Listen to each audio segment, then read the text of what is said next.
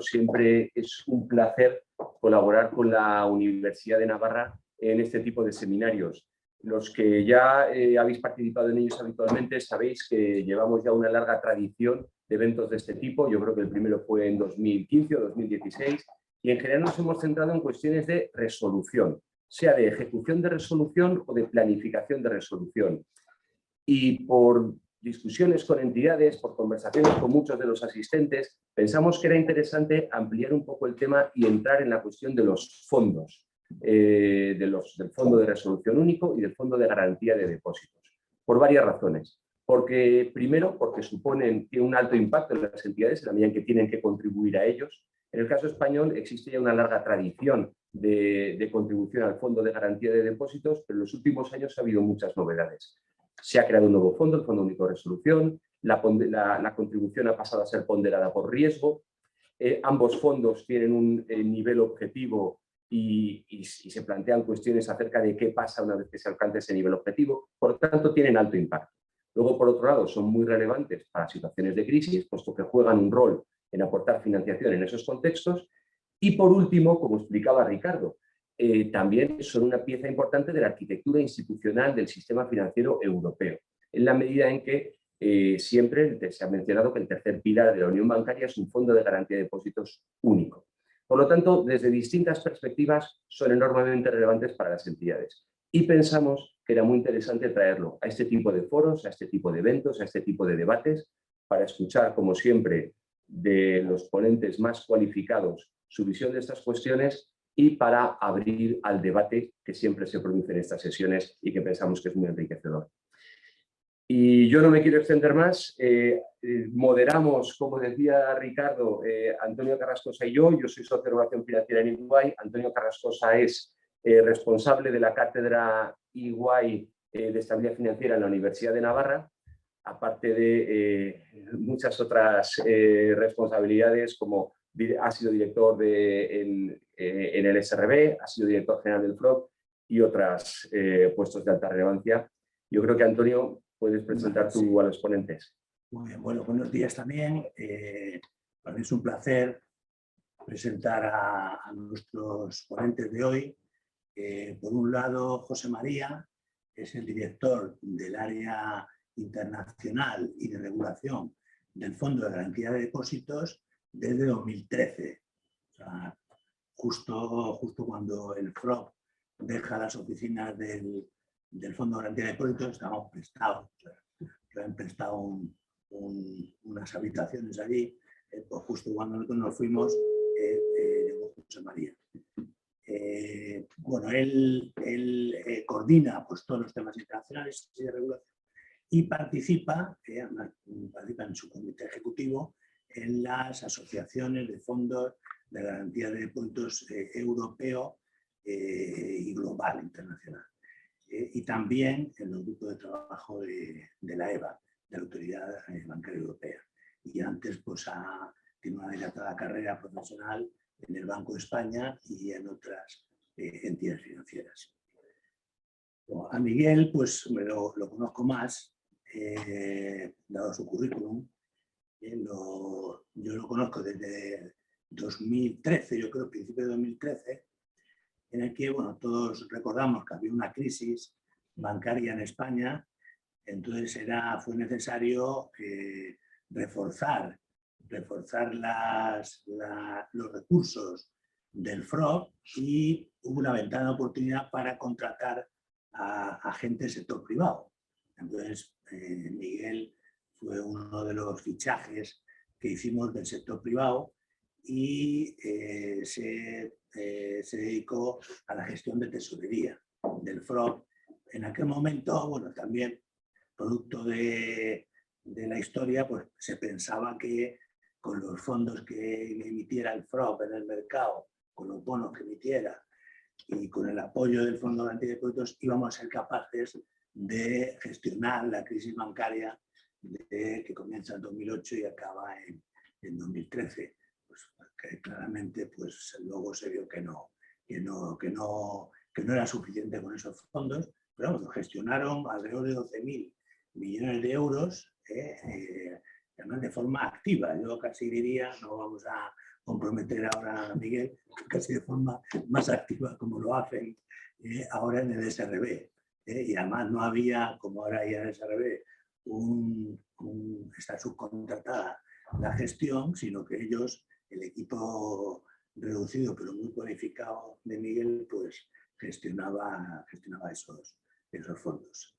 Y bueno, Miguel tiene además, luego pasó se me había olvidado, pasó al SRB, primero de experto nacional, luego le convencimos y tal, y se presentó primero a un puesto por debajo del jefe de unidad y ahora el jefe de unidad, y encima ha hecho una OPA. Había dos unidades que gestionaban el fondo de resolución,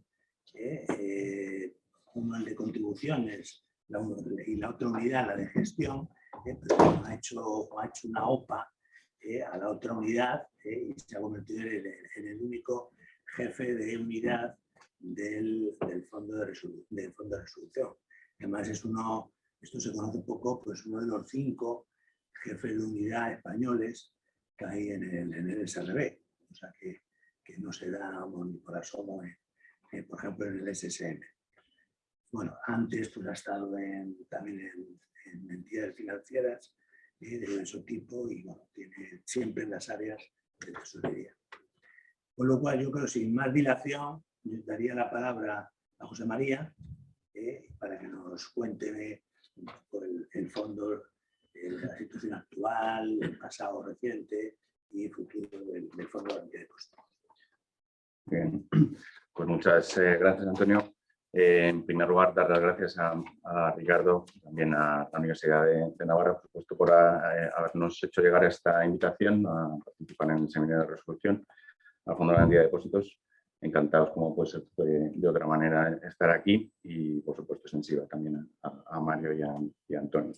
No sé si en el seminario seremos capaces de responder a esta inquietud que ha mencionado Ricardo al principio del evento. Y bueno, tampoco sé si será premonitorio tener a mi derecha e izquierda personal del SRB y en ese sentido hay algo relacionado con el futuro del Fondo de Garantía y el SRB. Bueno, la intención de la presentación de hoy, no sé si se puede ver ya en pantalla, hemos preparado una presentación muy breve para dar un pequeño flash de cómo el Fondo de Garantía de Depósitos pues está preparado para el futuro más inmediato.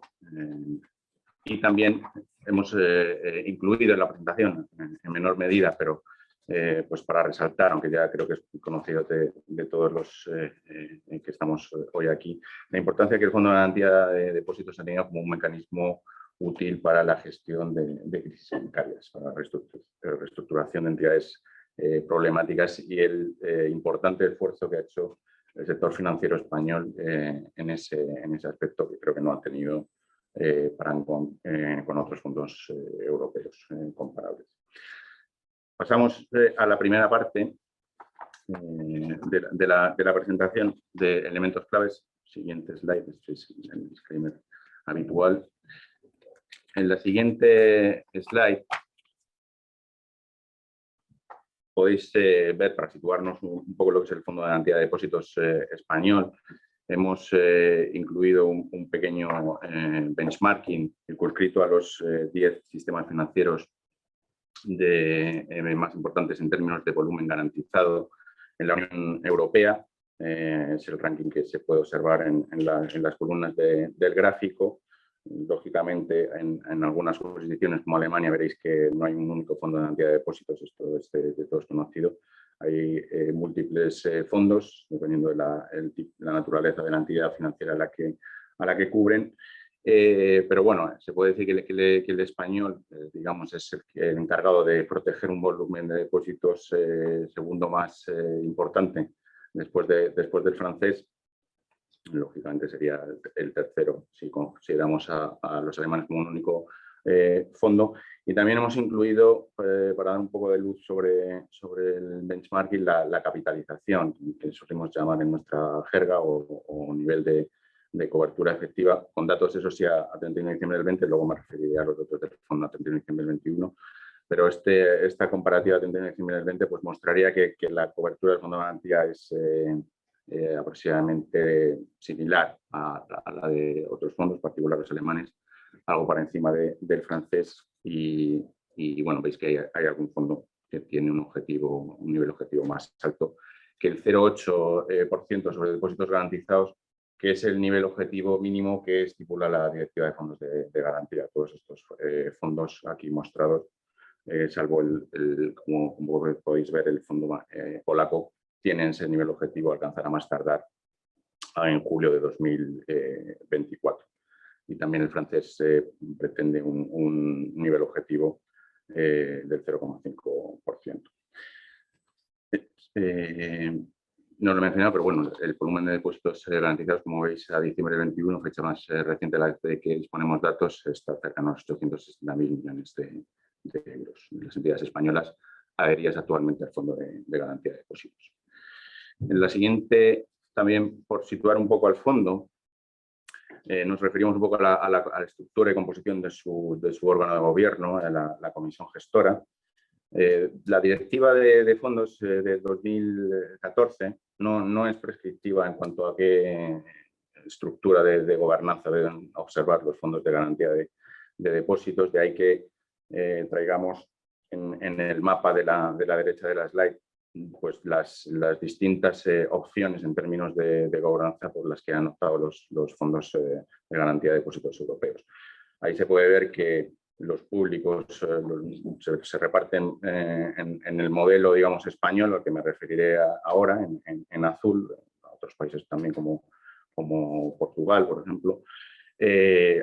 Hay otra serie de fondos de garantía que denominamos públicos, pero con una estructura distinta de los, digamos, tres cuerpos de representación que tiene el Fondo de Garantía de Depósitos, a los que ahora detallaré.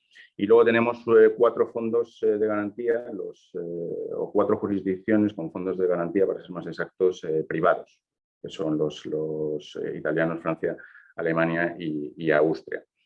Estos fondos, pues, digamos, están administrados por las asociaciones de la industria de su respectivo país, aunque, bueno, bien es cierto que sí que aquí la directiva, en los casos en los que se haya optado por estas estructuras, impone que haya una autoridad designada encargada de control y supervisión de estos fondos en materia de fondo de garantía de depósitos. El modelo español, como veis, pues, es el que incluye en la comisión gestora representantes no solo de la industria y de las agrupaciones sectoriales de la industria, en nuestro caso del total de 11 representantes, 5, y hay también representantes en un total de 6 digamos, de las autoridades públicas, 4 Banco de España y 2 de la Administración, en concreto de la Administración. Un representante del Ministerio de Economía y otro del de Hacienda, siendo la presidenta del fondo la gobernadora del Banco de España. En la siguiente, también muy breve, porque esto es de todos también creo que conocido. En el Fondo de Garantía de Depósitos nos gusta decir que somos un Paybos Plus, que no es más que una manera de señalar que, además de las funciones obligatorias que tenemos encomendadas por la aplicación de la Directiva de Fondos de Garantía, que se circunscriben, como veis en la parte derecha, a garantizar los depósitos hasta 100.000 euros por depositante y entidad. También cubrimos valores de grupos bancarios, aunque en la historia nunca hemos tenido un evento de este tipo. Y la contribución con determinadas salvaguardas, como veis, al proceso de resolución. Ahí se puede decir que somos una caja de pagos que atendería en un caso a los depositantes de forma directa y en otro contribuiría a la resolución dependiendo de la medida que se haya decidido, como digo, con estos condicionantes, siempre que esa medida haya afectado a los depósitos garantizados, con el límite a su vez del 50% de nuestro nivel objetivo. Es decir, no podríamos aportar a esa medida de resolución más de nuestro 0,4% de depósitos garantizados o el 50% de nuestro target level. Y decía que nos denominamos Paybos Plus, porque bueno, tenemos una de las 2 opciones discrecionales que ofrece la directiva, las medidas preventivas, la capacidad de apoyar a la reestructuración de una entidad a priori viable, antes de que se desencadene cualquier actuación relativa a la resolución, son las recogidas en el artículo 3 de la directiva, y también nuestro Real Decreto, pero no tenemos las medidas alternativas, que son las dirigidas a, sobre todo, apoyar el trasvase del libro de depósitos de la entidad fallida una vez ya declarado la insolvencia de la misma, es decir, que dentro de la liquidación dirigida a esta entidad, a un comprador viable en una figura similar a lo que sería pues, la venta en negocio de la resolución. Estas dos medidas sabéis que están sujetas a la salvaguarda del test del menor coste, es decir, nunca podríamos comprometer en estas dos medidas una cuantía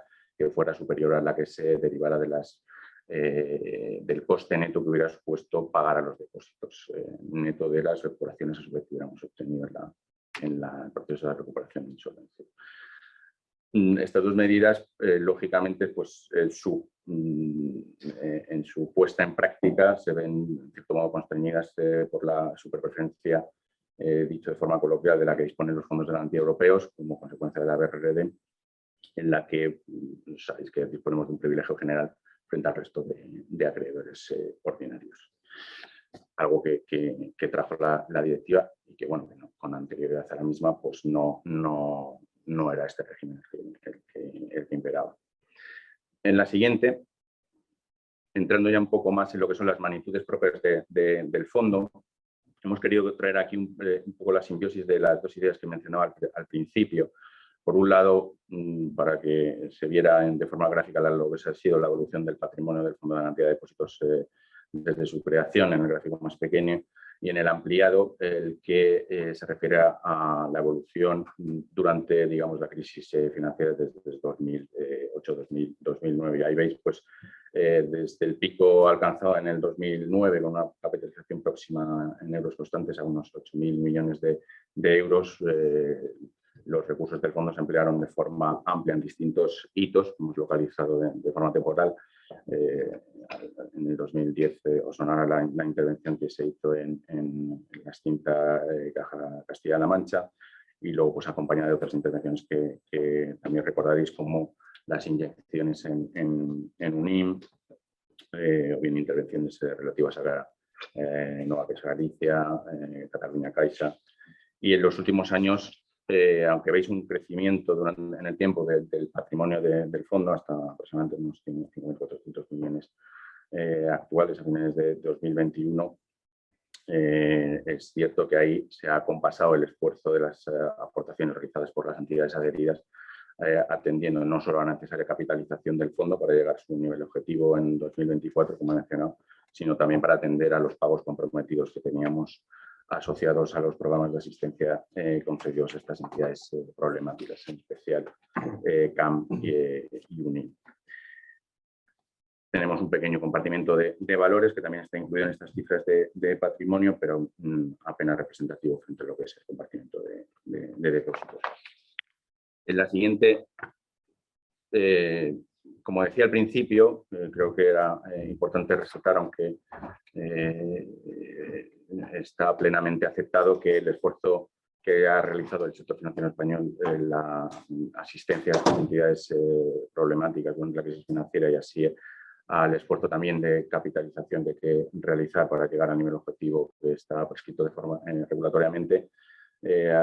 Si lo bajamos a cifras, pues veis que los 26.000 millones de aportación histórica en euros constantes, si lo circunscribimos al esfuerzo realizado por el sector en la crisis financiera, lo dejaría en 20.000 millones algo de euros desde el año 2009, algo que pues no creemos que no tiene una comparación con otros fondos de garantía europeos. En la siguiente, también hablan del pasado más reciente, desde 2014, y atendiendo a lo que han sido las aportaciones ordinarias anuales que se hacen por las entidades adheridas a los dos fondos existentes actualmente, al Fondo Único de Resolución Europeo y al Fondo de Garantía de Depósitos Nacional. Veis que en la slide hemos traído un poco la idea de que efectivamente el esfuerzo está siendo creciente, básicamente en los últimos años, básicamente explicado por el fuerte dinamismo de la evolución de los depósitos garantizados, que sirven de base de cálculo para las aportaciones en particular que se hacen al Fondo de Garantía de Depósitos. Aunque también es cierto que si comparamos con la base de cálculo que existía antes de la entrada en vigor de la directiva de fondos de garantía en 2015 y que atendía al 2 por 1000 de los depósitos admisibles en ese momento, se podría decir que en términos relativos el esfuerzo ha sido más o menos constante en torno a este 2 por 1000 de depósitos admisibles. Por supuesto, no hemos puesto aquí, por confundir más, la tasa de aportación al fondo de garantía, que como sabéis en los últimos años ha estado cercana al 1,8% de los depósitos garantizados y en particular en el último año ha bajado ligeramente, como podéis ver en las barras verdes. Siguiente slide. Enganchando con hacia dónde vamos en los años que quedan, sobre todo de capitalización, pues no queda más remedio que echar un vistazo a lo que está siendo la evolución de los depósitos a nivel sistema. En España, estos son datos de Banco de España, que incluyen no solo los depósitos de las entidades adheridas al Fondo de Garantía, sino también otras sucursales comunitarias que operan en España. Distinguiendo la evolución de hogares, que por su mayor representatividad le hemos dado un poco más de espacio en la slide, y empresas que representan una cuarta parte del total. Y veis que, que efectivamente después del crecimiento histórico que hemos visto como consecuencia de la pandemia, especialmente fuerte después de los meses de mayor restricción de movilidad, pues la evolución de depósitos totales de hogares españoles está retornando a los valores más cercanos a los que vimos en la prepandemia, pero todavía con un dinamismo fuerte en torno al 4%. Y en empresas pues se sigue viendo también un marcado dinamismo en fechas recientes. En la siguiente, que es muy parecida a la anterior, pero en este caso el perímetro es el que corresponde a los depósitos admisibles y garantizados de las entidades adheridas al Fondo de Garantía, es decir, no incluye la diferencia anterior a las sucursales comunitarias que operan en España. Veis que en términos de depósitos admisibles, entendiendo como tal los que corresponden a depositantes personas físicas o jurídicas con independencia de su importe, o los garantizados, que son los equivalentes, pero con el límite de 100.000 euros por depositante, sea persona física o jurídica, sigue un patrón de evolución muy similar al que hemos visto en la slide anterior, relativo al perímetro más ampliado. Estamos en niveles históricos en términos absolutos, en el año 21 en términos elegibles cercanos a los 1.300 millones de euros de depósito admisible, y en depósitos garantizados los 860.000 millones a los que me he referido al principio de la presentación. Estos datos del 21 son todavía provisionales y podrían observar algún cambio. Y como decía, el patrón, haciendo zoom en los últimos 2 años, pues es muy parecido al que se observaba en el anterior. En particular, los depósitos garantizados y los depósitos de hogares están muy correlacionados. Y como decía, vuelve a incidir la idea de que después de los picos históricos en términos relativos que hemos visto después a finales del 2020, volvemos a tasas más cercanas a la aparición de la pandemia, pero todavía a niveles elevados. Sí, la siguiente. Aquí alcanzamos el punto de las fuentes de financiación del Fondo de Garantía. Bueno, es evidente que el Fondo de Garantía de Depósitos es un fondo ex ante, como prescribe la Directiva de Fondos de Garantía, y por tanto se nutre de las aportaciones de sus entidades miembro. El objetivo, como decía, es alcanzar este 0,8% de depósitos garantizados a más tardar a julio de 2024, en lo que se refiere al compartimiento de depósitos, que actualmente, teniendo en cuenta ya la aportación ordinaria que se va a realizar este mes de febrero, alcanzará estos 5,3 o 5.300 millones de euros. Y que bueno, pues, se complementa con otras fuentes de financiación alternativas de las que dispone el fondo. Por un lado, una transversal a lo que puede ser cualquier otro fondo europeo, que es la capacidad de levantar derramas con un límite anual del 0,5% de depósitos garantizados, y otra, digamos, más, no tan transversal, pero sí en línea con lo que se observa en otros fondos de garantía europeos, en particular el francés y el italiano, también lo hemos visto en Países Bajos. Tenemos una línea de financiación, una cuenta de crédito suscrita con distintas entidades españolas, miembros del Fondo de Garantía, de 4.000 millones de euros que podríamos activar en cualquier circunstancia relativa a los depósitos, que bueno, viene a representar el 0,47% de los depósitos garantizados. Estas tres, digamos, fuentes de financiación sumadas conjuntamente, pues ofrecería una capacidad de fuego del Fondo de Garantía aproximadamente cercana al 1,5% de los depósitos en 2024. O sea que podríamos atender aparentemente un evento de magnitud equivalente a la señalada.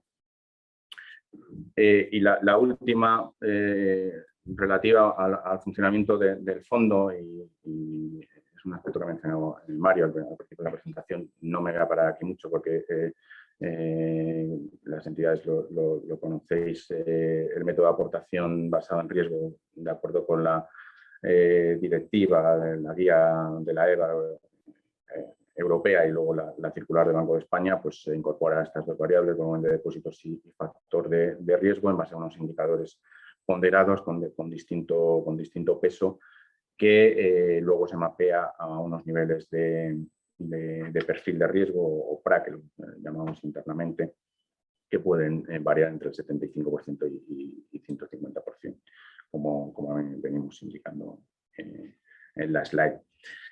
Esto, bueno, básicamente es cómo está el fondo y cómo el fondo afronta el periodo que queda, digamos, hasta la capitalización mínima exigida en 2024.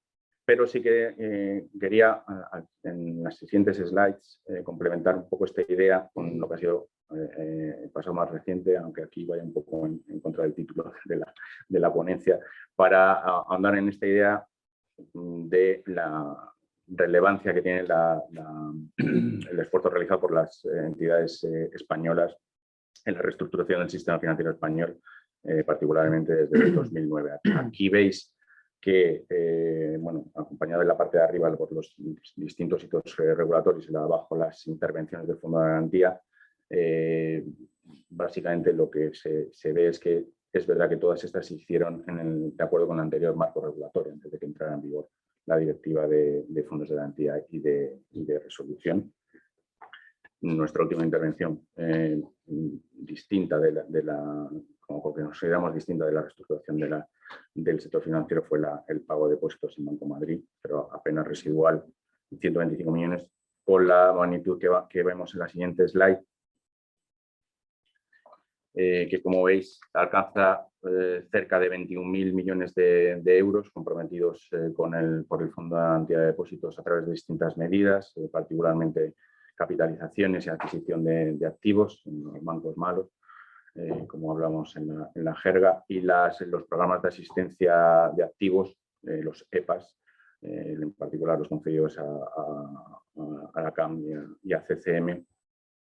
Todo ello neto de recuperaciones y sumando también la aportación que en su día hicimos al FROP, pues asciende a estos 23.000 200 millones. Ahí, Antonio, dejamos las habitaciones, pero también contribuimos con algo más. y bueno, es básicamente complementar esta idea que os decía del importante esfuerzo que ha hecho el sector financiero español. Y en las últimas slides, no me voy a parar aquí, pues en la siguiente tenéis de forma gráfica lo que ha sido, por ejemplo, la evolución del EPA de activos concedido a Caja del Mediterráneo, perdón, sobre una cartera de activos dañados de aproximadamente 25.000 millones de euros, en los que cubríamos un 80% de la pérdida, de la pérdida total, y al final los recursos que ha visto comprometido el fondo han ascendido a esos 7.400 millones de euros, que, como veis en el 21, de acuerdo con la línea del gráfico, están prácticamente desembolsados en su totalidad. Solo comparando este EPA, por ejemplo, con el volumen de depósitos, de pago de depósitos que ha hecho el fondo, pues hablaría que el uso de los recursos del fondo para el pago de depósitos ha sido prácticamente insignificante comparado con el uso de los recursos para fines distintos a la composición, a la compensación a depositantes.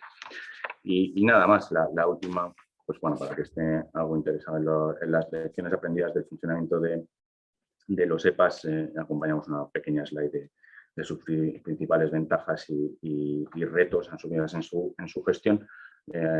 Una medida con ciertas ventajas, en particular la capacidad de reestructurar una cartera dañada en escenario de estrés de mercado, alguna más como la dilación en el tiempo de los desembolsos comprometidos con el garante, y retos pues básicamente asociados a las incertidumbres derivadas de la evaluación de la cartera y la gestión y administración en lo que se refiere a posibles interpretaciones de los contratos que rigen estos esquemas de protección de activos.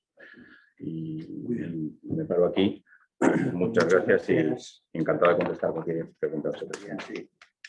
Ahora pasamos a la exposición de Miguel y luego ya vamos a las preguntas. Me puede enviar a un correo. Cierto, las preguntas, por favor, se pueden remitir al correo de suscripción y las iremos analizando nosotros. Muy bien. Bueno, pues muchas gracias. Buenos días a todos. Muchas gracias también desde mi parte a la Universidad de Navarra, y muchas gracias en especial a Antonio y a Mario por darme la oportunidad de contaros un poco más sobre el Fondo de Resolución Único, y darme la oportunidad de venir a Madrid de vez en cuando, que es un placer. Bueno, en realidad, efectivamente, os quiero hablar un poco de el futuro del Fondo de Resolución Único, como dice el título de la ponencia, pero también quiero bueno, contaros un poco dónde estamos en la recaudación de los fondos, cómo recaudamos los fondos, porque es una metodología de cálculo bastante compleja, aunque yo creo que al final, después de 6 años, las entidades financieras yo creo que ya lo tienen más o menos por la mano, pero me gustaría dar unas pinceladas sobre cómo recaudamos las contribuciones. También porque sé que bueno, pues es, yo creo, probablemente lo más importante para las entidades, conocer un poco cuál va a ser la evolución de estas recaudaciones, qué vamos a recaudar este año. Estamos muy cerca del final del periodo de transición, luego bueno, cuál va a ser el objetivo final y probablemente qué vamos a hacer después, ¿no? Yo creo que estas son unas preguntas que me imagino que todas las entidades financieras tendrán en la cabeza. Y finalmente me gustaría dedicarle un par de minutos a hablar sobre el Common Backstop. O sea, estamos recaudando fondos para el Fondo de Resolución Único, pero en paralelo, bueno, llevamos más de 4 años negociando con los 19 países miembros de la Banking Union, más Croacia y Bulgaria, que últimamente se han unido. Llevamos más de 4 años negociando con ellos una línea de crédito que nos dé que dé más estabilidad financiera al fin y al cabo, y que dé más credibilidad al sistema, y que sea una cantidad de dinero que esté ahí y que podamos utilizar en caso de resolución.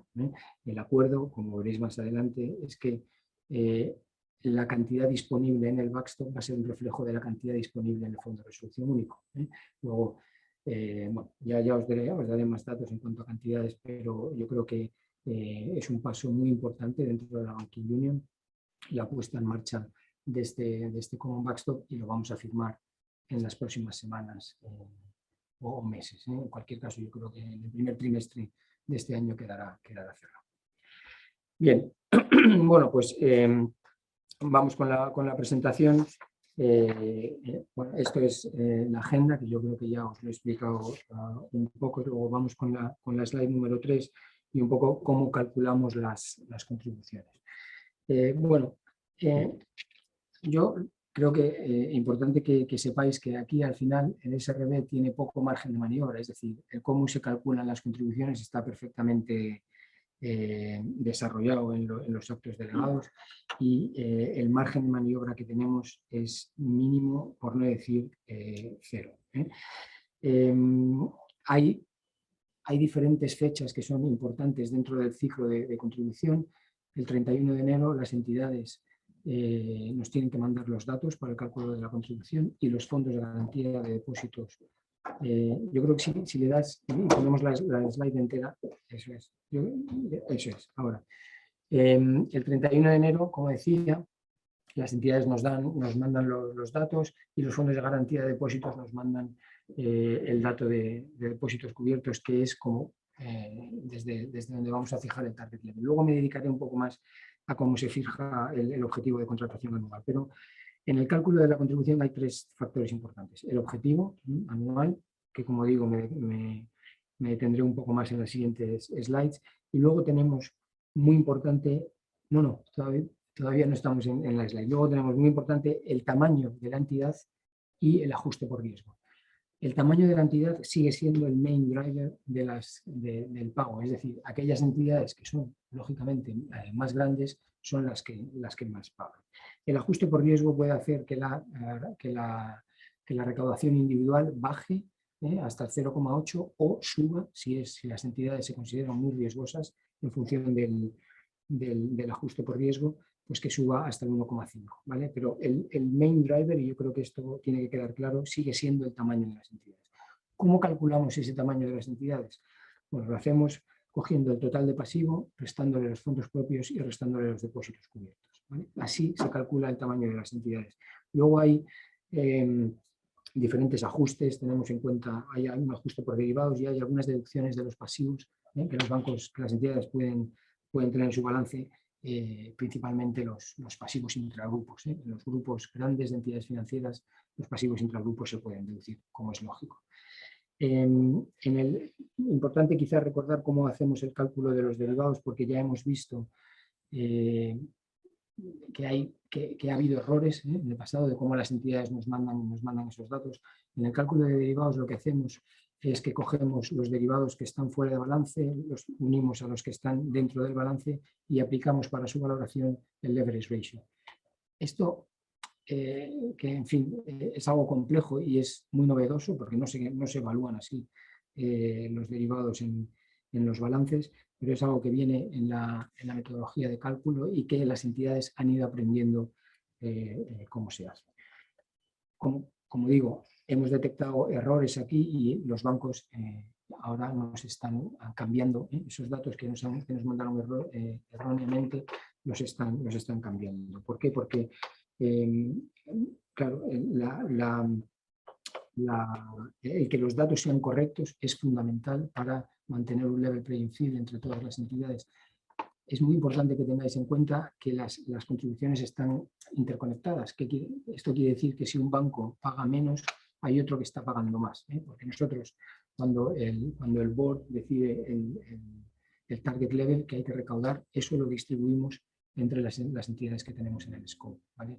Luego, hay que recaudar X, eso se va a recaudar y se distribuye entre las entidades. Si hay una que paga menos, hay otra que está pagando más. Luego es muy importante, por supuesto, contar con datos correctos y no comparar manzanas con peras. Entonces, estamos haciendo los chequeos desde 2015, por supuesto, en los datos que nos mandan las entidades, incluso antes de calcular la contribución, incluso después de calcular la contribución, hacemos otro análisis y otro chequeo, y si vemos cosas raras que no nos ha dado tiempo a ver durante el cálculo de las contribuciones nos ponemos en contacto con las entidades, siempre a través de las autoridades nacionales de resolución, e incluso ahora, el año pasado fue el primer año en el que estamos haciendo también on-site inspections, es decir, vamos a los bancos y les pedimos que nos verifiquen los datos que nos están dando. Bueno, vamos de la mano de las unidades de resolución porque también ellos intentan cuadrar un poco los datos para el cálculo de red. Es un poco una labor que se ha venido haciendo siempre en la supervisión, pedir a las entidades para que te cuenten, para que te certifiquen los datos, pero ahora en la resolución también lo estamos haciendo. Bien, pues esta es un poco cómo calculamos la contribución y cómo calculamos el tamaño de las entidades. En la siguiente slide os cuento un poco cómo ajustamos ese tamaño por el riesgo. Y otra vez lo mismo, es decir, el ajuste por riesgo está perfectamente definido en la regulación. Hay 4 pilares de riesgo con diferentes indicadores de riesgo en cada uno de los pilares. ¿Qué es lo que ha pasado? Bueno, desde 2016, claro, no todos los indicadores de riesgo que veis aquí estaban disponibles y sobre todo no estaban armonizados. Otra vez, con el objetivo de no comparar peras con manzanas, cuando vemos que el indicador de riesgo en las entidades europeas no es homogéneo, entonces hay un artículo específico en la regulación que te permite no utilizar ese indicador de riesgo y, por tanto, reajustar el peso que tiene cada uno de los pilares. Eso lo venimos haciendo. A día de hoy hay 3 indicadores de riesgo que no utilizamos. El primero es MREL, el segundo es el ratio de liquidez de largo plazo, NSFA, y luego la complejidad y el resolvability de las entidades. En el caso de MREL, todo el mundo yo creo que lo tiene claro.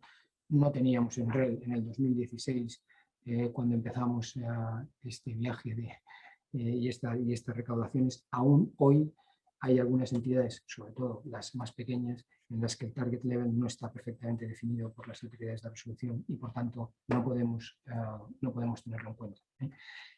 Además, como sabéis, para el objetivo del target level hay un phase-in en periodo de transición. Los bancos no tienen que cumplir ahora mismo ya el indicador o el objetivo de MREL, sino que tienen unos años todavía para el cumplimiento. Entonces, bueno, parece penalizar a aquellos que todavía no han hecho los deberes cuando todavía tienen algunos años para llegar al objetivo. El board ha decidido que no se utilice MREL. El ratio de liquidez de largo plazo es solamente obligatorio desde junio del año pasado, y teniendo en cuenta que nosotros siempre utilizamos datos en T-2, es decir, cuando calculamos las contribuciones de 2022, ahora estamos utilizando datos de cierre de 2020, no lo hemos podido tener en cuenta, aunque ya anuncio que lo tendremos en cuenta el año que viene, en el último periodo de contribuciones del periodo de transición. Y en lo que se refiere a la complejidad y al resolvability de las entidades, todavía no tenemos una metodología armonizada que se pueda aplicar a todos los países de la Unión Bancaria y, por lo tanto, no lo hemos utilizado hasta ahora. Es verdad que aquí, hemos hecho bastante progreso, y ahora tenemos una metodología que podría ser utilizada el año que viene en el último periodo de recaudación, pero no es seguro, por lo cual no me gustaría anticipar esto. Bien, ¿cuál es en la siguiente diapositiva? Bueno, os presento un poco cuál es la distribución, ¿no?, de la recaudación. Si distinguimos entre 3 tipos de entidades en función del tamaño, pequeñas, medianas y grandes, de aquí la regla esta del 80-20, esta famosa, no se cumple. Luego, aquí es incluso más, en el sentido de que las entidades que nosotros llamamos grandes, aquellas que están ajustadas por el riesgo, pagan casi, pagan el 97% de la recaudación anual. Quiere decir esto que me quieren un montón estas entidades cada vez que reciben la notificación, pero bueno, es al final el principio de proporcionalidad. No le puedes pedir a las entidades pequeñas o medianas que paguen mucho. Aquí, un poco simplemente para que lo tengáis en la cabeza, entidades pequeñas significan entidades con un tamaño de balance inferior a 1.000 millones de euros. Entidades medianas son aquellas que van entre 1.000 y 3.000 millones, y las que están ajustadas por riesgo son aquellas que tienen un tamaño de balance superior a 3.000 millones. Empezamos en el 2016 con 3.700 entidades en la Unión Bancaria. Debido a diferentes procesos de concentración, ahora en el 2022 tenemos 2.900. Ha habido un periodo de concentración bastante importante, sobre todo en el sector cooperativo, en algunos de los países europeos.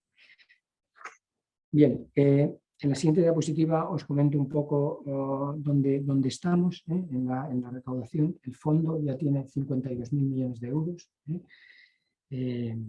Bueno, desde 2016 hemos ido recaudando anualmente y hemos ido recaudando siempre un poco más.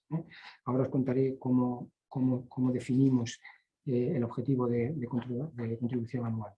Pero todo el mundo tenía en la cabeza cuando empezamos a recaudar las contribuciones, cuando se empezó a hablar del Fondo de Resolución Único, los famosos 55.000 millones.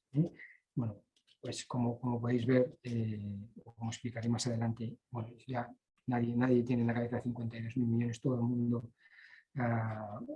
y si no lo han hecho tendrán que empezar a pensar, vamos a acabar más en el entorno de 75.000 millones. La evolución de los depósitos cubiertos, como veréis ahora mismo,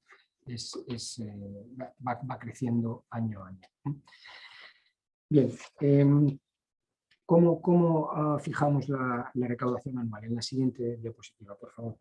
El objetivo del fondo para el final del periodo de transición, es decir, para 2023, es recaudar al menos el 1% de los depósitos cubiertos en la Unión Bancaria. Eso es lo que, cuando se hicieron las primeras estimaciones, allá por el 2013, se tenía en la cabeza los 55.000 millones. Fueron unas estimaciones que realizó la comisión en base a los datos que había en ese momento. Nosotros cuando llegamos allí en el 2015, inmediatamente nos dimos cuenta que, primero, era muy difícil hacer una estimación a 2023 porque no había datos históricos de depósitos cubiertos, no había series históricas. La definición de depósitos cubiertos ha cambiado no hace mucho tiempo, por lo tanto no teníamos esos datos, con lo cual lo que hicimos fue ponernos en contacto con el Joint Research Center de la Comisión, que es como si dijéramos el servicio de estudios, y desarrollamos un modelo econométrico que básicamente se basa de la evolución de los depósitos, no de los depósitos cubiertos, sino de los depósitos de los últimos 30 años, intentando estimar cuál podría ser la evolución, y porque lo que sí vimos es que había una correlación bastante alta, si no uno, no es uno, pero es bastante alta, entre la evolución de los depósitos y la evolución de los depósitos cubiertos. Por lo tanto, desarrollamos este modelo econométrico y le añadimos también un modelo de simulación, intentando ver diferentes escenarios con diferentes ritmos de crecimiento y estimar una cantidad total. Claro, estos modelos de estimación y estos modelos econométricos no tenían en cuenta hechos como el COVID y estos forced savings, ¿no? Que llama el Banco Central Europeo, cuando la gente está metida en casa y no pueden gastarse dinero. Entonces, pues vimos más o menos que el ritmo de crecimiento de los depósitos cubiertos y de los depósitos en general era entre el 2 y el 3%. Sí vimos que los depósitos aumentan, da igual si estés en un periodo de crisis o en un periodo de expansión. Vimos que constantemente, cada año, había un incremento de depósitos, pero lógicamente en ningún caso estimamos crecimientos superiores al 7%, como estamos viendo en los últimos años. Empezamos los primeros años, yo creo que confirmaron un poco estos modelos que nosotros teníamos, que nos decían que entre el 2 y el 3% era más o menos lo que podíamos esperar, pero claro, a partir de en el 2000, el año pasado ya vimos 7%, en el 2019 ya vimos un 7,2%, es decir, y este año, bueno, ahora os daré algunos detalles, pero vamos a estar bastante por encima del 5%. Recibimos los datos el 31 de enero por parte de los fondos de garantía de depósitos. Muchas gracias, José María. Pero bueno, yo creo que todavía vamos a tener un crecimiento importante, con lo cual mucho me temo que vamos a tener que incrementar de nuevo la recaudación de las contribuciones en el 2022. También nos dimos cuenta que, porque nosotros, como digo, recibimos el dato de depósitos cubiertos de los 19 países más Bulgaria y Croacia por parte de los fondos de garantía de depósitos, pero también nos dimos cuenta que si simplemente recaudábamos el 1% de ese dato del 31 de enero, lo dividíamos por 8, porque teníamos 8 años de periodo de transición, no seríamos capaces de llegar al objetivo, porque siempre iríamos perdiendo una parte del crecimiento. Por poneros un ejemplo que lo entendáis. Si nos ponemos en el último año, en el 2023, vamos a fijar el target level en función del dato de 2022, porque es el último dato que vamos a tener en el Fondo de Garantía de Depósitos. Si nuestro objetivo es el 1% de ese dato, estamos perdiendo el crecimiento de esos últimos 12 meses. Luego, teníamos que aplicar un coeficiente a esa fórmula que nos permitiera recaudar ese incremento. Esto es lo que fuimos haciendo. Y el incremento, y el coeficiente de la mano de la evolución de los depósitos cubiertos, pues ha tenido que ir incrementando también. Empezamos con el 1,05, el año pasado fue el 1,35 y vamos a ver qué es lo que el Board decide en abril de este año para la recaudación de este año. Bien, así es como calculamos el target level. Además, también tenemos en cuenta el momento del ciclo económico, es decir, hacemos también un análisis macroeconómico intentando ver cuál puede ser el ciclo y cómo puede afectar ese ciclo a la variable fundamental aquí, que son los depósitos cubiertos. Bueno, pues, ¿qué vamos a hacer este año? En la siguiente slide, claro, no puedo daros datos confidenciales, pero con estos datos que os voy a mostrar aquí, os deberéis hacer un poco la idea de lo que vamos a recaudar el año que viene. El día 17 de febrero tengo una conferencia con todas las asociaciones bancarias europeas, en la que también normalmente se conectan algunos bancos, y ahí daré un poco más de información. Pero si solamente miráis lo que publica el Banco Central Europeo, esto está publicado en la web, el Banco Central Europeo publica datos de depósitos, que como digo, no son los cover deposits, pero tienen una correlación bastante alta. Bueno, pues lo que nos dicen estas publicaciones es que ellos distinguen entre households o familias y las non-financial corporations. Lo que nos dicen la publicación es que en el caso de las familias, todavía en el primer trimestre del año pasado, los crecimientos de los depósitos eran del entorno del 8%. Luego ha empezado a caer, es decir, los lockdowns, las restricciones ya no eran tan fuertes y la gente sale y empieza a gastar, aunque las expectativas todavía les hace que la propensión marginal al ahorro sea más grande que el gasto. Pero bueno, todavía teníamos incrementos del 8%. En el caso en el primer trimestre, como digo, luego se ha ido reduciendo. En el caso de las non-financial corporations, hemos visto un primer trimestre con crecimientos de en torno del 20%. Pero bueno, esto en el total de depósitos, las non-financial corporations solamente suponen un 27% del total de depósitos. ¿Vale? Como digo, si hemos empezado con crecimientos del 8%, pues tener en cuenta también otro dato importante que no lo he dicho, nosotros calculamos el objetivo anual en base a la media trimestral de los depósitos cubiertos, es decir, no solamente la cantidad de depósitos que hay a diciembre del año en cuestión, sino que hacemos una media cuatrimestral. Luego, estos 8% y 20% aquí del primer trimestre los vamos a tener en cuenta.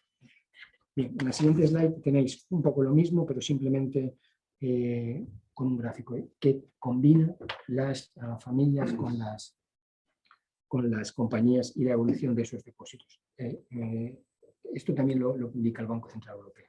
Bien, aquí veis que, como hemos visto antes, el primer trimestre del año presenta todavía unos crecimientos bastante importantes y a final de año cae hasta niveles del 5 o un poquito del 6%.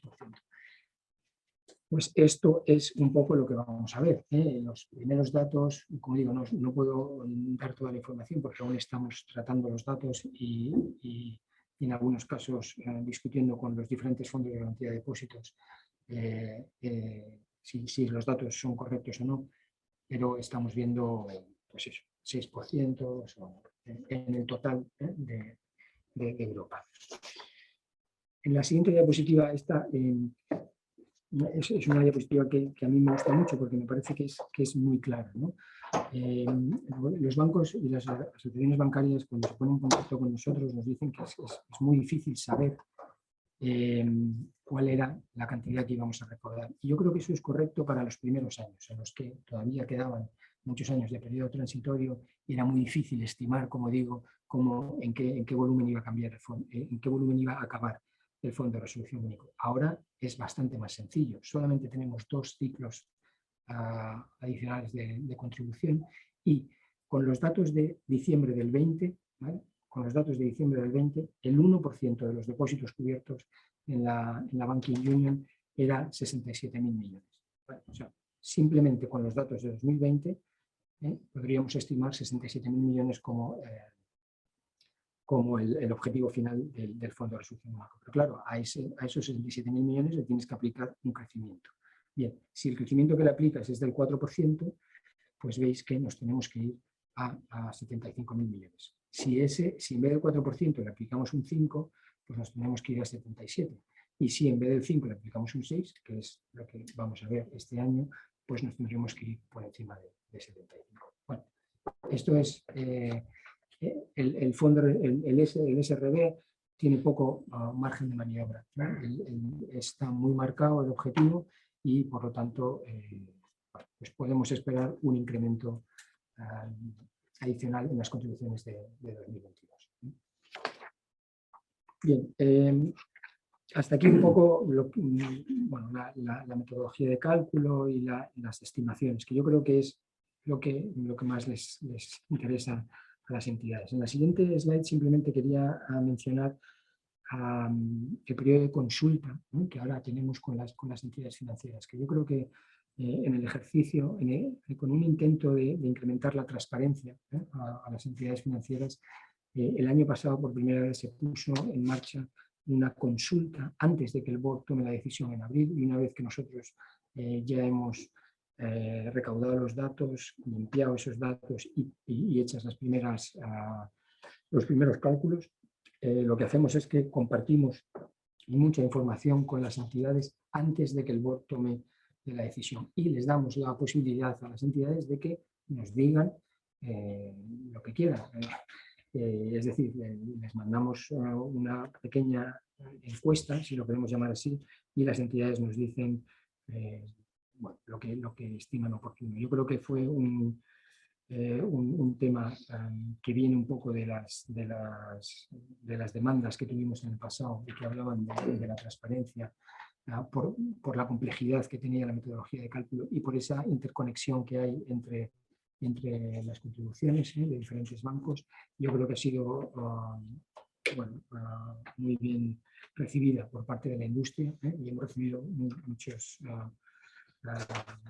comentarios muy positivos acerca de esta consulta. En el año que viene, o sea, este año, perdona, haremos lo mismo. Ya mandamos una carta a las entidades y ya saben que durante 10 días tendrán la oportunidad, antes de que el board decida en las contribuciones de 2022, tendrán la oportunidad de comentarnos lo que estimen oportuno. Hay también algunos comentarios que dicen que ¿por qué tengo que pagar tanto si no me lo merezco? ¿No? También hay ese tipo de comentarios, los cuales recibimos con bastante agrado, pero poco podemos hacer.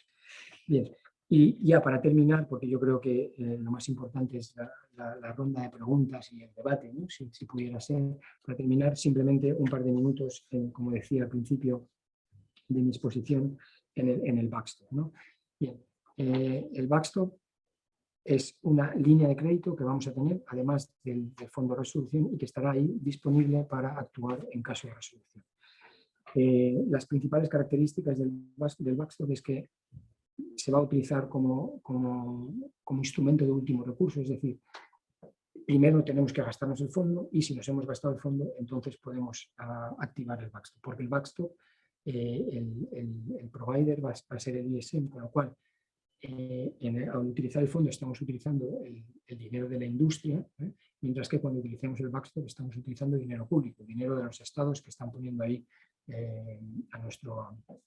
para que tengamos para que podamos ser más eficientes en la resolución, ¿no? Por lo tanto, siempre se tiene que utilizar una vez hayamos utilizado todos los fondos disponibles en el fondo. Como digo, vamos a utilizar dinero público que van a tener que repagar las entidades financieras. Es decir, no vamos a utilizar el dinero de los taxpayers, ya no va a haber más bailout, por supuesto, y por lo tanto tendríamos que ver en qué periodo de tiempo los bancos pueden pagar este backstop, que se realizará a través de lo que se llaman ex post contributions. Primero utilizamos el dinero y luego en 3 o 5 años, porque esos son los vencimientos que han aprobado los Estados miembros, habrá que pagar este backstop. No tendría que haber adicionales costes, por supuesto, para los países que no participen en la unión bancaria, y tendría que haber un tratamiento equivalente a través de todos los países. Bien, en la última slide simplemente decir un poco cuáles son, un poco en más detalles, estas características. Es una línea de crédito con revolving, quiere decir que todo lo que hayamos pagado lo podremos volver a utilizar si hay un nuevo caso de resolución, y como decía al principio, el tamaño será el espejo del tamaño del fondo de resolución. Hay un cap aquí que los países acordaron de 68.000 millones, pero ese cap se negociará una vez que el fondo de resolución vaya por encima de 68.000 millones. Cuando negociamos el CAP, pues estos 68.000 millones era más o menos una estimación que teníamos sin saber, lógicamente, que los depósitos cubiertos iban a subir a tasas anuales del 7%.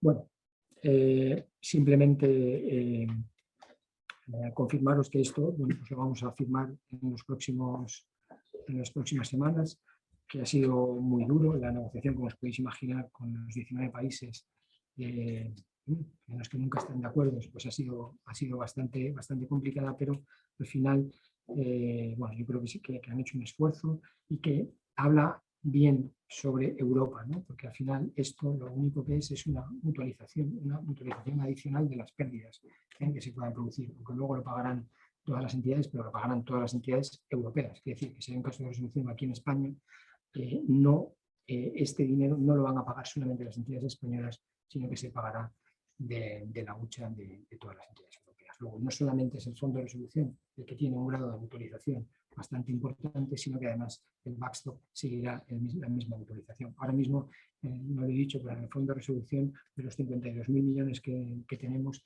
más del 85% está ya mutualizado. Quiere decir que más del 85% se puede utilizar en cualquier país y para cualquier banco, lo cual yo creo que es, por supuesto, una de las principales ventajas de la Banking Union. Bueno, hasta aquí la presentación. Otra vez, muchísimas gracias a la Universidad de Navarra por la invitación, y dispuesto a contestar a preguntas que probablemente sea lo más interesante de la sesión. Gracias. Bueno, pues muchas gracias a los dos ponentes. Ya entramos en el normal. Sí, bueno, no nos vamos a recrear en lo que puede pasar en 2022, ya que, hombre, Miguel ha sido bastante claro, no puede dar datos concretos, pero bueno, no nos vamos a recrear en el dolor que ya deben estar sufriendo las entidades para cuando les llegue la factura. Vamos a centrarnos en qué puede ocurrir finalizado el periodo transitorio. ¿Qué puede ocurrir en 2024? Yo recuerdo que el debate comenzó hace tiempo, ahora ya está muy cercano, y bueno, quizá también, claro, la diferencia de recaudación podría afectar a ese debate. No es lo mismo tener 55.000 millones que 75 u 80.000 millones, al paso que vamos, ¿no? Entonces, ¿qué puede resumirnos las posiciones que hay en este debate Por supuesto, no anticipar lo que puede ocurrir porque eso no se sabe, pero bueno, darnos una pincelada sobre qué va a ocurrir. Y luego, bueno, quizá a lo mejor también José María, pues en lo que respecta al fondo de garantía de depósitos también nos puede dar así alguna idea. Sí, yo creo que efectivamente es una pregunta muy relevante y que ahora mismo está en la mesa, ¿no? ¿Qué es lo que vamos a hacer después del 2023 una vez que lleguemos al objetivo del periodo de transición? Ya en el 2018, si no recuerdo mal, hubo varias discusiones sobre qué es lo que se iba a hacer y se acordó a nivel político que el target level tenía un componente dinámico. Quiere decir que si después de 2023 los depósitos cubiertos siguen subiendo, tendríamos que recaudar más contribuciones para mantener siempre el 1% de los depósitos cubiertos perdón, como el objetivo del fondo. Claro, la recaudación será completamente diferente. Quiero decir, ahora tenemos que llegar a ese 1% y entonces tenemos que recaudar por encima de 10.000 millones cada año. Una vez que lleguemos, habrá que recaudar simplemente la variación, la tasa de crecimiento anual, pero que no es pequeña la cantidad. Es decir, si las tasas de crecimiento vuelven a la senda de normalidad y vemos crecimientos entre el 3 y el 4%, pues el 3 y el 4% de 75.000 millones significa que tenemos todavía que recaudar 3.000 o 4.000 millones, 3.000 millones cada año, ¿no? Entonces, se van a reducir mucho las recaudaciones, pero todavía creo que la cantidad será importante. Entonces, esa interpretación dinámica del target level, que yo creo que es muy clara en la regulación, pero efectivamente esas discusiones tuvieron lugar en un momento en el que el target level o el objetivo final parecía estar más en el entorno de 55 o 60.000 millones. Claro, ahora también es verdad que esto no puede ir creciendo hasta el infinito, es decir, en algún momento, pues imagino que habrá discusiones a nivel político en el que el fondo de resolución ha llegado ya a este nivel y ya vamos a parar de recaudar, ¿no? Pero en los próximos años eso no lo veo. Hay una interpretación que es dinámica y que fue consensuada con la comisión, que al final la comisión aquí es el legislador, ¿no? el que desarrolló la regulación es la comisión y la comisión apoyaba esa interpretación dinámica que además fue apoyada también por los países más grandes, con lo cual mucho tendrían que cambiar las cosas para que no recaudáramos más a final de 2023. Sí, por supuesto, si siguen subiendo los depósitos. Sí, porque esta es la siguiente pregunta, ¿no? Entonces, ¿qué pasa si los depósitos bajan? Bueno, ya hemos visto que en los 30 últimos años no han bajado, pero en el hipotético caso de que bajaran, hay un artículo muy claro en la regulación que dice que las contribuciones no son reembolsables, con lo cual no pagaríamos o no devolveríamos parte de lo recaudado a las entidades. Sí, bueno, en lo que respecta a los fondos de garantía nacionales y más en concreto al Fondo de Garantía de Depósitos español, lo que pase a partir del 24 en términos de nivel objetivo, pues es evidente que habrá que acompañar la evolución de los depósitos para mantener ese nivel en el tiempo, pero yo aquí creo que sí que el Fondo de Garantía español y el sector financiero español sí que han hecho un esfuerzo que no es común en la totalidad de fondos de garantía nacionales, que es la línea a la que me he referido antes de financiación, de la que dispone el Fondo de Garantía. Es una línea de defensa muy importante porque no es una línea básica de backstop, sino que es una línea para utilizar en cualquier intervención relativa al Fondo de Garantía de Depósitos. Bueno, pues esas medidas ofrecen flexibilidad y también ofrecen algunas ventajas comparativas de carácter anticíclico, sobre todo para las entidades aportantes en comparación a lo que sería pues, un esfuerzo vía aportaciones. Creo que como elemento distintivo que ahora mismo pues, no se encuentra en la totalidad de los fondos europeos.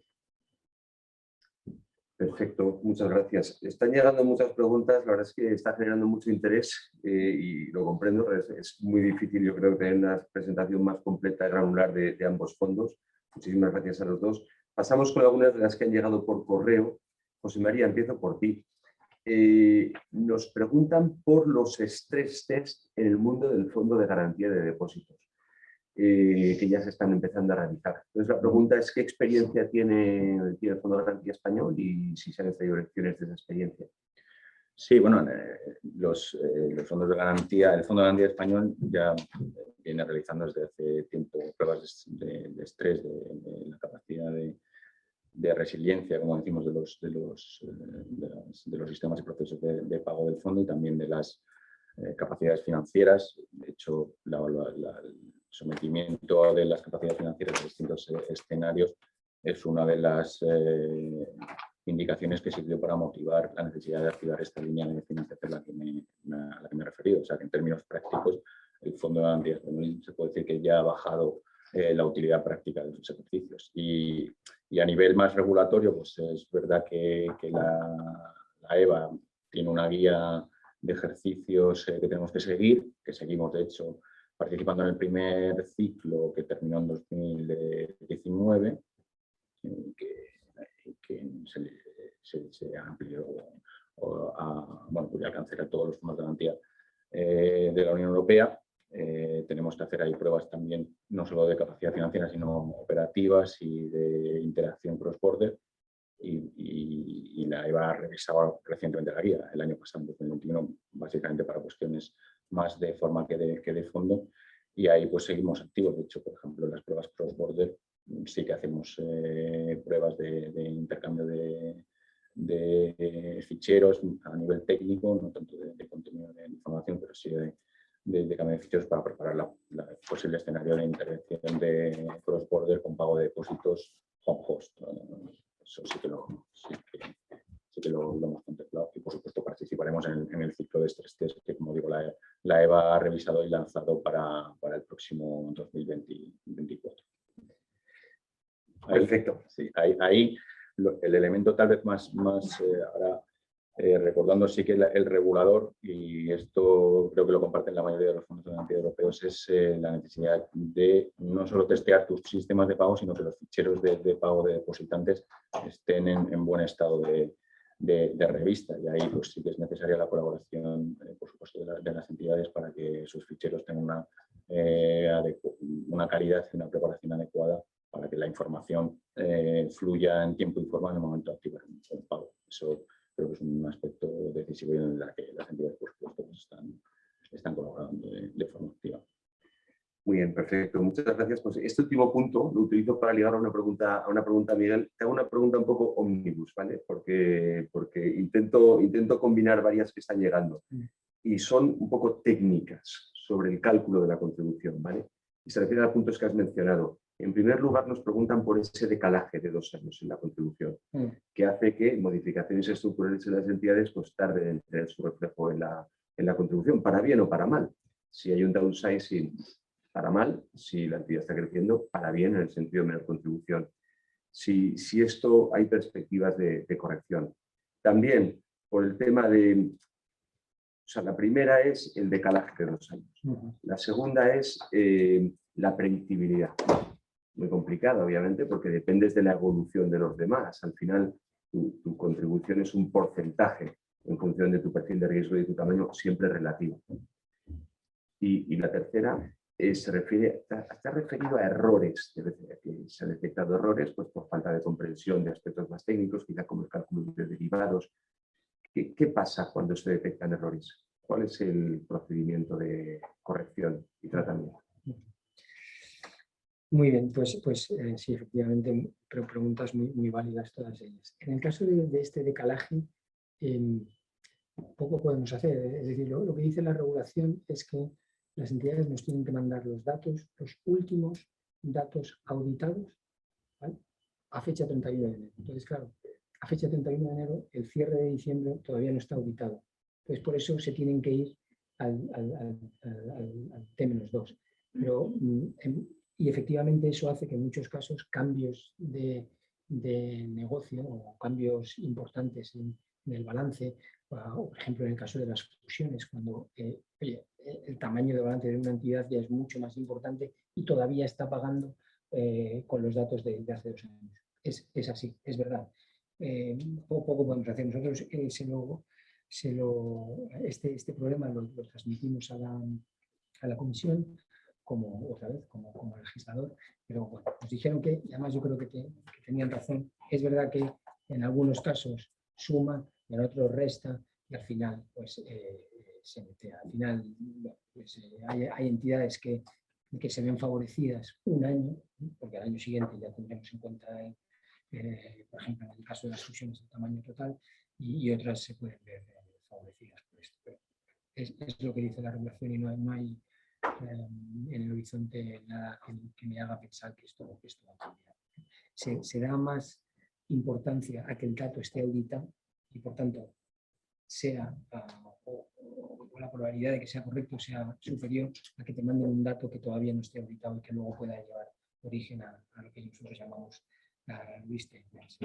En lo que se refiere a cómo pueden predecir el cálculo, bueno, como te decía, es verdad que al principio, ya por el 2016-2017, recibimos muchas quejas por parte de los bancos y luego también a través de las asociaciones bancarias porque no podían recalcular y por lo tanto no podían meterlo en las provisiones de las cuentas en el primer trimestre. Y es verdad que estuvimos viendo cómo podíamos hacerlo, pero claro, si nosotros recibimos los datos el 31 de enero, es muy complicado que podamos tener los cálculos perfectamente definidos y aprobados por la ejecutiva todavía en el primer trimestre.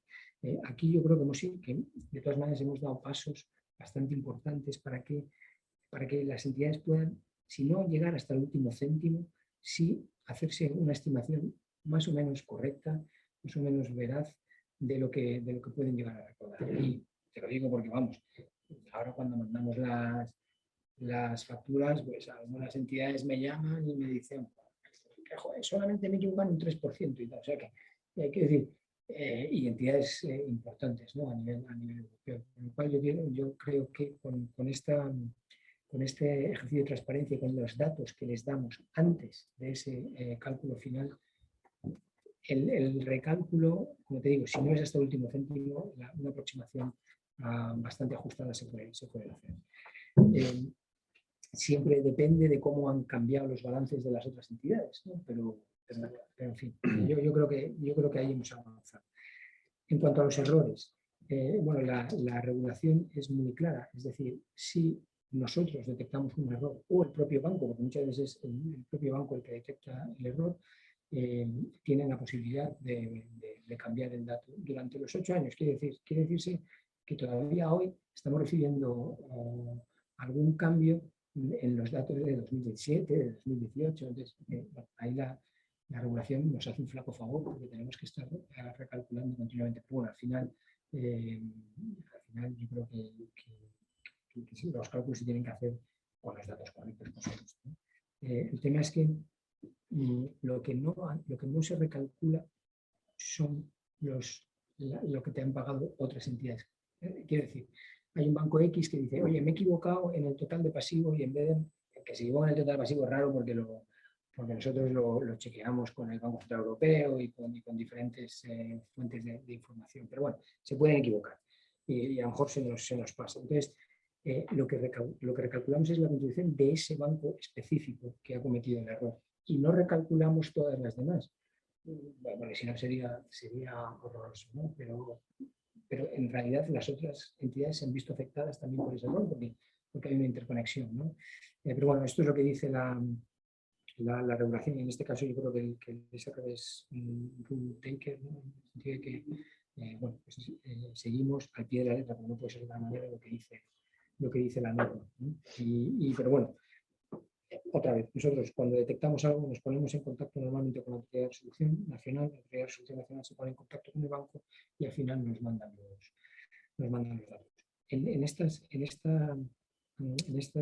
chequeos ex post que hacemos y en las on-site inspections también hemos detectado algunos errores de pequeña cantidad, pero también lo ponemos en conocimiento de la entidad y la entidad inmediatamente nos cambia los datos. O sea que yo creo que hay una cooperación bastante ágil y positiva entre el SRB como Autoridad de Resolución Europea y las entidades financieras en todos los países.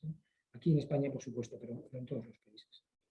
Y vamos a intentar, para acabar a las 11, yo creo que da tiempo a 3 o 4 preguntas más. Vamos a hacer una especie de pregunta escoba con varias preguntas que han llegado. Una es, en el pasado se planteó revisar la definición del target level del fondo de resolución. Tendría sentido volver a plantear esa posible redefinición. Es realmente el importe de depósitos cubiertos lo que tiene que determinar el target level. Luego también varias personas han hablado de cómo se pueden interrelacionar el Fondo de Garantía de Depósitos y el Fondo de Resolución en la gestión, en un marco del futuro de gestión de crisis bancarias. Sería posible tener un único fondo, fusionar los dos fondos y tener un único fondo que sirva para resolución y para liquidación. Luego me ha parecido ver algo sobre el backstop de liquidez, que yo entiendo que es el tema famoso de liquidez en resolución. La discusión con el Banco Central Europeo sobre el suministro en última instancia de liquidez para después de una resolución. ¿Qué situación está? No, me parece que está muy claro la respuesta, pero bueno, tú a lo mejor tienes ahora más información. Luego hay otra pregunta que dice que el Fondo de Garantía de Depósitos no tiene en cuenta el perfil de riesgo de las entidades para el cálculo de las contribuciones. Que si se os habéis planteado modificar el sistema de aportación para hacerlo sensible al perfil de riesgo de cada entidad. No sé si tú tienes alguna más así de las... Bueno, yo creo que vamos con estas y... Bueno, yo por empezar por la última, por aclarar, sí que me he referido a que el método de cálculo la presentación. Sí, combina ambos elementos, tanto el volumen de depósitos garantizados como... La tradición, yo creo que has explicado, la tradición era la proporcionalidad estricta, pero... Eso es, y ahora sí, desde la emisión de la guía de EVA en 2015, después de la adopción de dicha guía por el regulador español a través de una circular de Banco de España, se incorporan ambas métricas, tanto el volumen de depósitos garantizados como el perfil de riesgo de las entidades. Ese es un aspecto que está incorporado y, por supuesto, alineado con la normativa europea. Muy brevemente, no sé si vamos mal de tiempo. En lo que se refiere al target level, es verdad que hubo un grupo de trabajo en la EVA en la que estuvimos discutiendo si efectivamente era el 1% de depósitos cubiertos tenía sentido o no. Y se estuvieron barajando diferentes alternativas. Total de pasivo menos fondos propios y algunas otras variables. Pero al final lo que se concluyó es que un fondo de resolución importante a nivel cuantitativo era necesario para dotar, para fomentar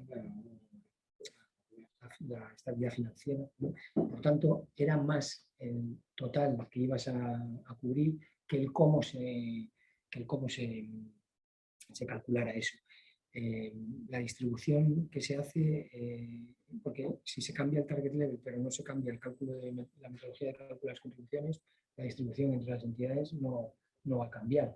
Y por tanto, hombre, me imagino que las entidades querrían que en vez de 75 millones saliera algo inferior. Pero bueno, nos quedan 2 años de periodo de transición, no se va a cambiar.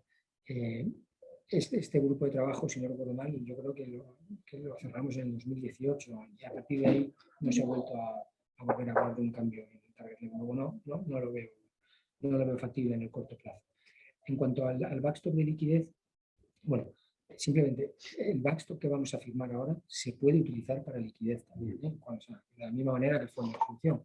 con la diferencia de que si el fondo de resolución lo utilizas para solvencia, primero tienes que hacer un 8% de bail-in, mientras que si lo utilizas para liquidez no hay que tener ese 8% de bail-in, ¿vale?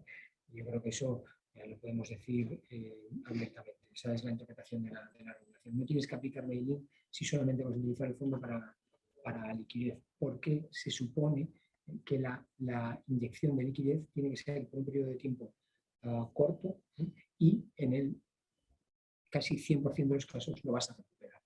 Es simplemente, es decir, yo creo que un caso de resolución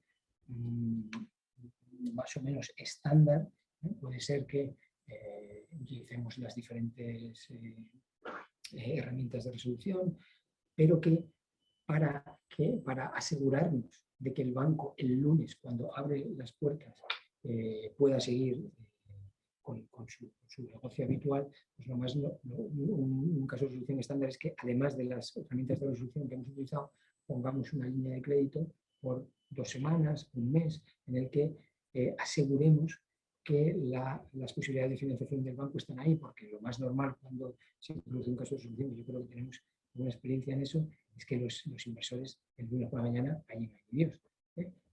Nadie quiere poner dinero para que el banco pueda seguir con su negocio normal, ¿no? Luego yo creo que es muy estándar el poner una línea de liquidez en un periodo de tiempo muy corto, que le permita al banco reabrir las puertas el lunes. Es verdad que se habló, además de este backstop que vamos a firmar ahora, se le ha estado dando vueltas al problema de la liquidez, porque yo creo que incluso a nivel político se tiene la idea de que incluso con 75.000 millones en el fondo de resolución, más 75.000 millones del backstop, eso no va a ser suficiente si se produce una o subsequent, ahora me sale en español, pero si se producen varios casos de resolución a la vez, ¿no? Van a ser suficientes 150 millones si además el caso de resolución viene con origen en la liquidez. Pues probablemente no tengamos suficiente. Entonces, bueno, estuvimos y estamos aún todavía hablando con los diferentes países sobre diferentes posibilidades. Se habló de que el fondo de resolución emitiera bonos.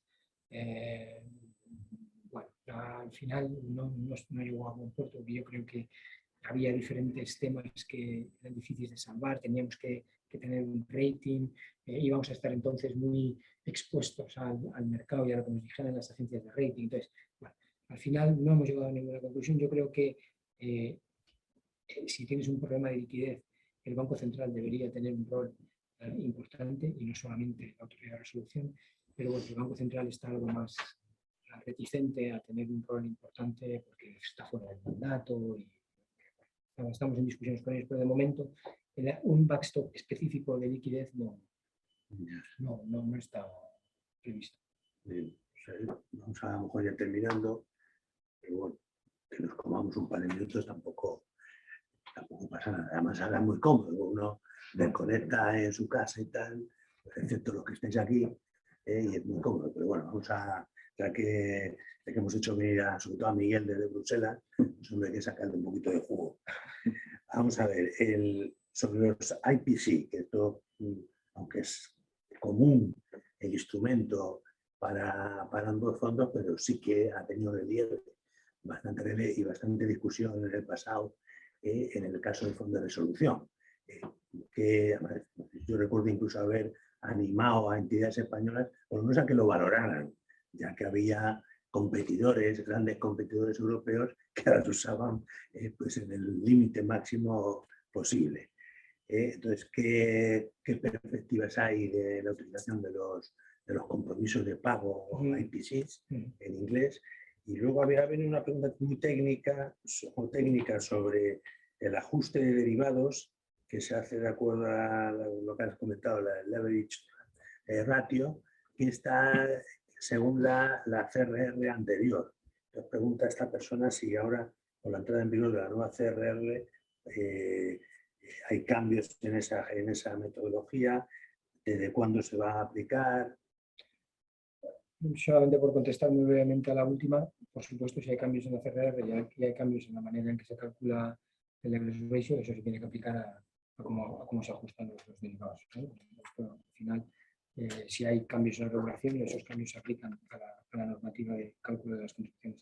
En cuanto a los compromisos de pago, efectivamente, yo creo que tengo que decir que fue una cosa nueva para mí cuando llegamos allí en el 2015, pero es muy utilizado por algunos países, muy utilizado, muy común. Aquí en España menos común. ¿Cuál es la ventaja? ¿Por qué los bancos utilizan estos compromisos de pago? Bueno, pues porque hay algunos auditores, no todos, pero hay algunos auditores que te permiten no reflejar esos compromisos de pago en la cuenta de resultados. Por lo tanto, es una manera, desde el punto de vista de trampas al solitario, pero bueno, es una manera de no tener tanto impacto en la cuenta de resultados, ¿no?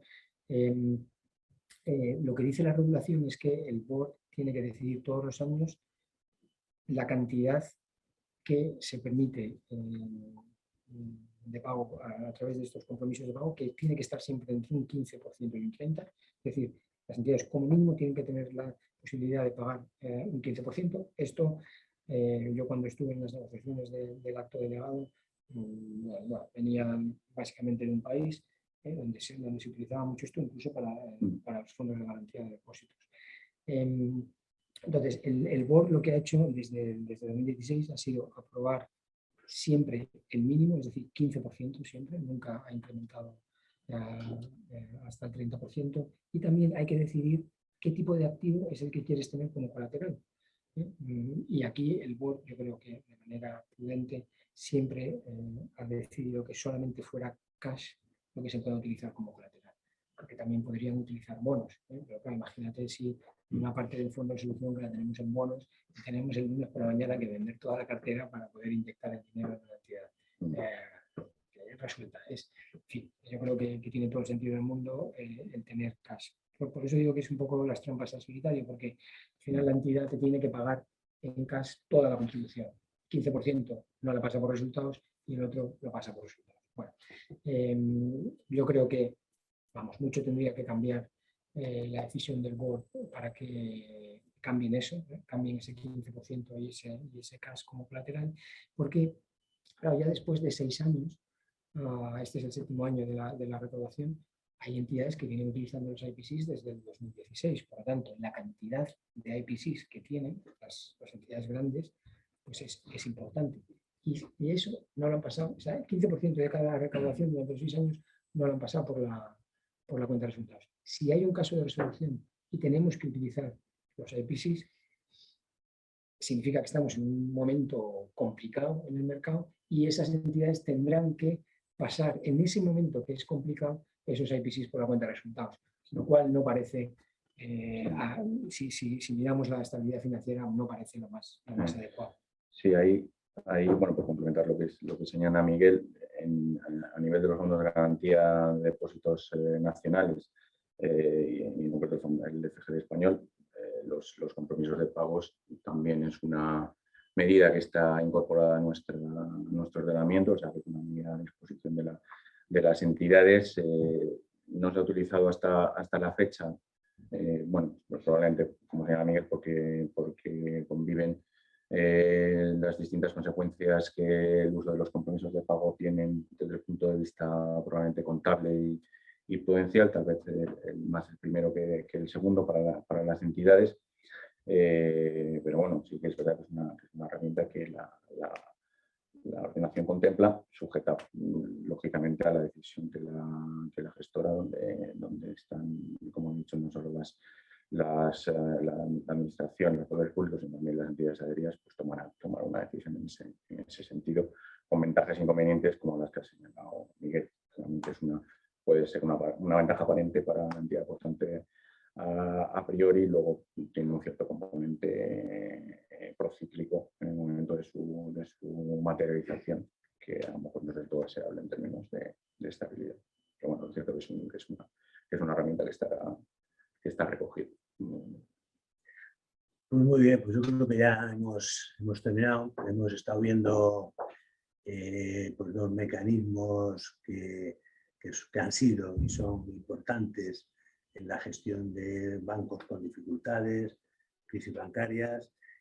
Como dijo Mario, pues hemos pasado del tema de planificación a la resolución, algo que, hombre, en el fondo, sobre todo en el fondo de resolución, pues es complementario. O sea, quizá cuando Miguel hablaba de eso, que la mutualización, un concepto que por ejemplo, pues hace fracasar por ahora la construcción del tercer pilar de la unión bancaria, uno no lo entiende y dice, pero bueno, si ya hay una mutualización muy importante de 75.000 más 75.000 millones, muy importante en el campo de la resolución, ¿por qué no somos capaces de avanzar en la mutualización en otros apartados, ¿no? Como por ejemplo el EDIS o en otros de política fiscal? Y bueno, quizá mejor la pieza clave que lo explica es y además que se lo hemos visto